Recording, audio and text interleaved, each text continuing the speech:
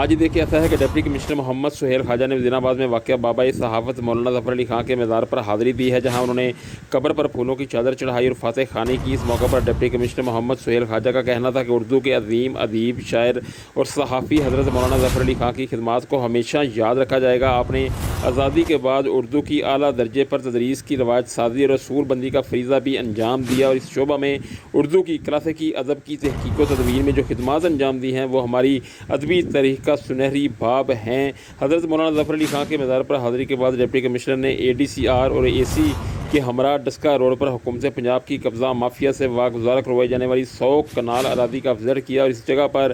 DPS school بنانے کی تجویز پر بھی غور کیا گیا۔ ڈپٹی کمشنر محمد سہیل خواجہ کا کہنا تھا کہ ضلع بھر میں